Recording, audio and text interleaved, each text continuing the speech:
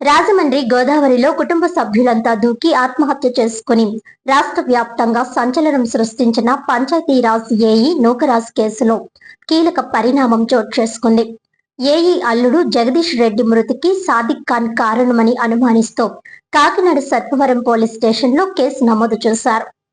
ఇక వివరాల్లోకి వెళ్తే పంచాయతీరాజ్ ఏఈ నూకరాజ్ కుటుంబం ఆత్మహత్య కేసు కాకినాడ రూరల్లో తీవ్ర కలకలం రేపిన విషయం తెలిసిందే. ఈ కేసు దర్యాప్తులో భాగంగా నూకరాజు అల్లుడు జగదీష్ రెడ్డి మృతికి సంబంధించి సాదిక్ ఖాన్ పై సర్పవరం పోలీస్ స్టేషన్ లో కేసు నమోదు చేశారు. జగదీష్ రెడ్డి మృతిలో సాదిక్ ఖాన్ తో పాటు మరో వ్యక్తి పాత్రపై కూడా పోలీసులు అనుమానం వ్యక్తం చేస్తున్నట్లు సమాచారం. మరోవైపు నూకరాజు కుటుంబం ఆత్మహత్యకు ప్రేరేపించారనే ఆరోపణలపై సాదిక్ ఖాన్ పై మరో కేసు నమోదు చేసినట్లు పోలీసులు వెల్లడించారు.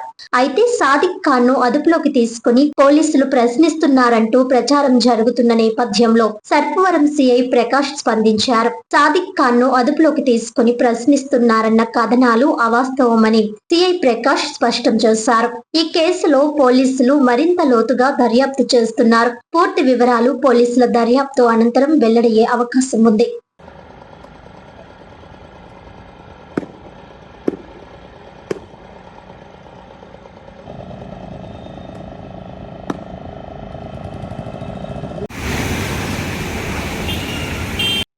వార్తల్లోని ముఖ్యాంశాలు మరోసారి.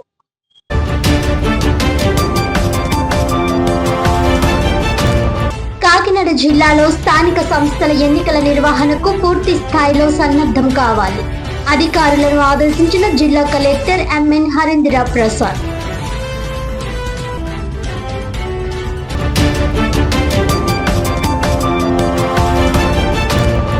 కాకినాడ నగరాన్ని పీపుల్ ప్యారడైజ్ గా పచ్చదనంతో మరింత సుందరంగా తీర్చిదిద్దేందుకు ప్రణాళికాబద్ధంగా చర్యలు, విస్తృత ప్లాంటేషన్ బ్యూటిఫికేషన్ కార్యక్రమాలు చేపడుతున్నట్లు వెల్లడించిన నగరపాలక సంస్థ కమిషనర్ ఎన్వివి సత్యనారాయణ.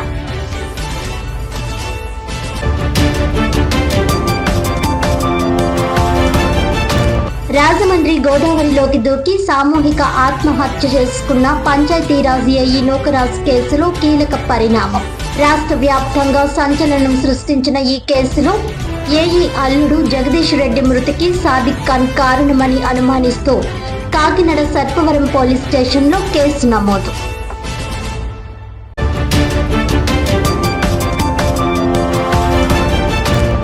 ఈనాటి వార్తలు ఇంతటితో సమాప్తం. తిరిగి వచ్చే బులెటిన్ లో మళ్ళీ కలుద్దాం. అంతవరకు సెలవు. నమస్కారం.